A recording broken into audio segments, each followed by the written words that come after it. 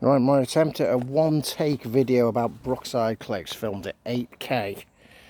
So let's see, whatever it is I remember about it. So we actually are stood now on the August bank holiday weekend in Brookside Close itself, but it's been sold, the houses, to just normal people. It was actually abandoned for a while and used as kind of a film set in the noughties, and it fell into a bit of disrepair. So what's remaining of the of when it was just a set all the time is that gatehouse thing there. There used to be an actual gatehouse, but it's an interesting relic because you can see it right there. And this road comes down off Daysbrook Lane and is called Brookside. It's like your stereotypical sort of suburbia there. Bit of a dodgy time to film, actually. It's kind of we've got the sun right there, so we'll just kind of go in. So the first thing to say is this house here is not featured in the TV show, because apparently I think a producer lived here actually, and various production staff were located. And if we just get a bit out of the sun now by walking as long down here a bit, we come to the way that this sort of ends and doesn't carry on as a road, and I always thought it might have done because they never filmed down this way. They kind of always avoided it. This was used as production houses. And then really, the ones that you saw, I think, was every house from that one there that the white car's in, right the way round, past the bungalow there, and to the houses there that are pretty good. They're detached houses, and they were amongst the Dixons, the Farnhams. The Dixons were the one on the end here. And various people, because people did go in and out of these houses, and they were sold quite a few times in different characters. Sometimes they swapped around, didn't they? Like the Rogers ended up in another house, as I've noticed from the STV Player ones now. So one of the most notorious ones was number 10, which is on the end here, and it was the home to the Corkills and all that drama with his drug dealing and almost like his mental health crisis, where he became a teacher, breakdown with Jackie and all that sort of thing, his wife Jackie. And also it was the home of what is probably the most famous storyline that has given the whole show a legacy. It's always this that's mentioned first, which is about the Jordashes and the body under the patio, and the domestic violence storyline, how they had to you know what they did in self-defense in there, and that was supposed to be a safe house, and they were introduced in 1993. So in and around really the Corkills, it was Billy Corkill and Doreen in the 80s, and then it did end up back belonging to Jackie and Jimmy Corkill again, going into more the mid to late 90s and the noughties. But it's always been a house that hasn't had much good luck in it, which is typical of a soap drama, isn't it? Obviously, with all the things that go wrong. Number 10 was quite bad. I would say number 9 was as well, because of the it had the infamous incest storyline as well. The brothers the brother and sister rather, who were attracted to each other in there. In number 9, the gambling storyline with Rosie and Eddie, if you remember that one. And then, as I'm kind of doing it off the cuff, it's sometimes difficult. You actually watch so much of it, you actually end up forgetting who used to live in all of the houses at various points. For example, there was a quite middle-class family. Yeah, that was the incest one. There was also the Harrisons around the time of the early 90s in number 9. It wasn't a place of good luck either, because there was a solicitor and he just got married, and she fell down the stairs and never came out of the coma. So that happened in there. And then finally, there was that story with the Murrays and bullying, for example, that affected the son, and he took matters into his own hands as well in the end. And so all these things, obviously it's a drama, so it's going to happen, isn't it? Because really every house has had a ridiculous amount of drama. Some of them have been burnt down at one point at various points. So the bungalow has had stereotypically sometimes some of the older characters in. Not the Collins, I think, were in that one there, but then it became the Johnsons at some point, I think it did. And that swapped around a lot as well, because Mick Johnson first had one of those houses there, but then it went to the Rogers. and then the Dixons took over when he moved back into the flat. It all got expanded because during 1990 there was a storyline about the forthcoming parade, Brookside Parade, being built, and a new row of shops. And this really took it out of just the Close. They did use on location a lot to make it feel realistic as well. It went out into Liverpool a lot. They went even beyond that sometimes. They probably more than any other show. They even went abroad into various places. So, but in 1991, or around then, the Brookside Parade row of shops did open. And when that happened, we were meant to believe that there was a little passageway through there. Just you can't really see much of a trace of now, but if we get a little bit closer, you can actually see the remnants of it a little bit, like that little gate there into nowhere, the woods. So basically, there was like a footpath sign. There was also a phone box there, I think. There was a post box here that we don't even have anymore. So those things have gone as well. And really the set where they actually had this row of shops and then the nightclub at the end of it and a petrol station was actually located, I think, in Childwall College, some miles away in that direction, somewhere down there. And actors obviously would have to, but must have had to keep driving through South Liverpool all the time, or down the Queen's Drive, mustn't they? To constantly come and go between that to do scenes, but make it look like they were just popping to the trading post, Ron's trading post, to get some milk or something down there. But it did sort of expand the feeling of it, because even though it's just a suburban Close, but just like Coronation Street and even Emmerdale and EastEnders, Albert Square, where there's shops and a pub and all that, rather than just houses and flats, they actually did do that in the show from 1991. It was only during the last year, 2003, when they actually kind of stopped using the parade and the show was winding down.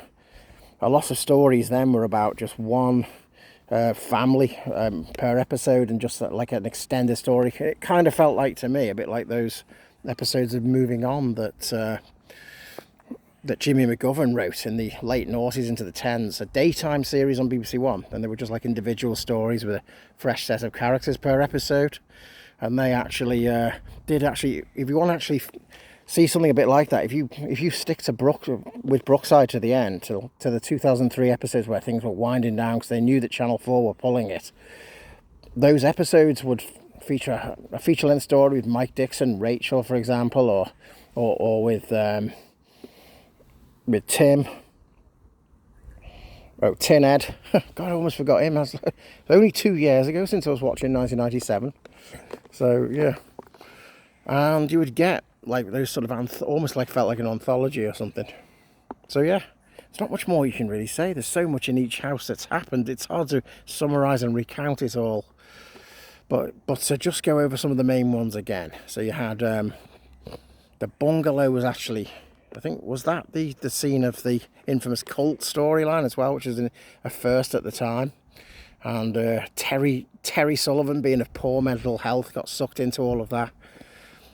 And that took place in the bungalow, but also stereotypically Patricia's parents were living there as well. And then you had the Farnhams, the Dixons there side by side. And they had to play them off against each other, middle class versus working class. They would get on each other's, you know what, obviously, as a result. And the infamous ones, the infamous houses here, where the most went wrong, I would say, out of all of them. Sometimes happy memories in those places there, number 10 and 9, but, you know. And then I think this one was the last house. I've come here not even being sure. When you see it in real life, you think, which were the houses now?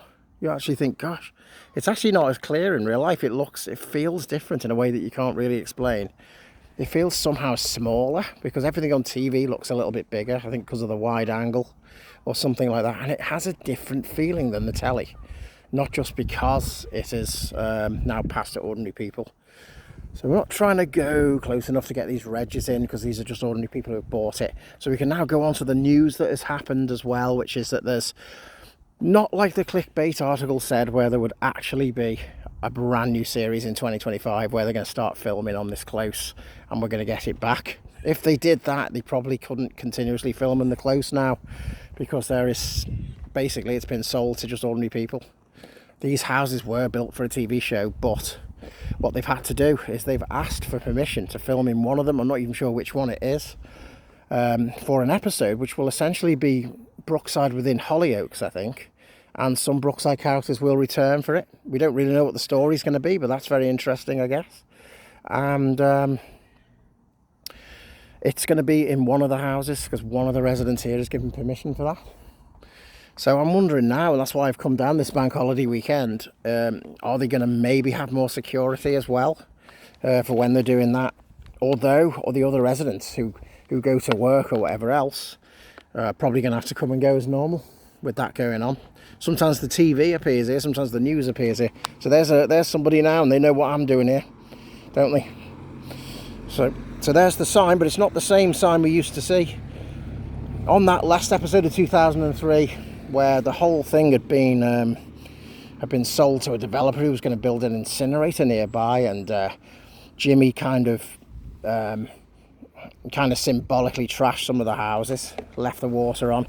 He penned a little D at the end of this sign saying Brookside Closed. Now, sadly, he could not be part of this this special extra episode, and we actually have a little plaque here in loving memory of Dean Sullivan, who sadly died in 2023. And I think he was a really sound person. You know, you could have spoke to him for a good interview. He'd have probably been up for it. And sadly, you know, that can't happen. And he didn't also live to see the little remake that's happening now, or just a little extra episode that's happening. So yeah, that might have been a resident, but they went in and out. That might have been someone having a look themselves. So yeah, we had this nightclub through there and the shops, but it wasn't that close. I must admit though that this is actually, if you were an ordinary person, this is very good in 2025. Only those two are semi-detached there, and the rest are detached houses, and then that bungalow is even detached. And they often made it seem like the bungalow wasn't very big, but it's still detached. Then these other places here that are just sort of, you know, production houses, which they never saw. So in my mind, sort of eye that you get, I always thought this is a little close off a road, which leads to well, the estate carrying on basically.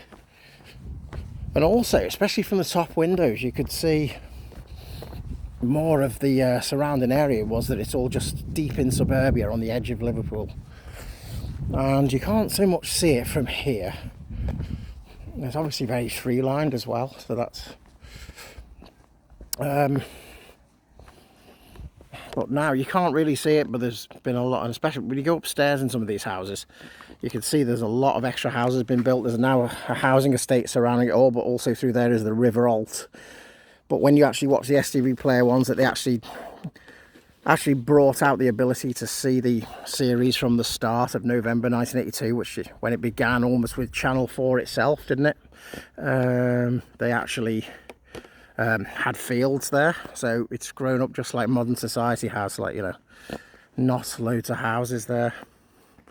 So yeah, that's my one take video in Brookside Close. And I guess we could have a little look down here as well on it, but I think this might be better to pause it for a minute. Well, it comes through to an ordinary road here, and sometimes they used to film a little bit down here sometimes. So we go past what used to be the gatehouse here, and you'll recognise something else that you do from time to time see on the show. This road is actually called Brookside here, and only when you go down there is it called Brookside Close. And strangely, they put up a new sign, but they have taken away, or not added, the L12. It's quite a nice sort of close in there, isn't it? I'm going to run out of battery, so we're just going to quickly show this at the end here.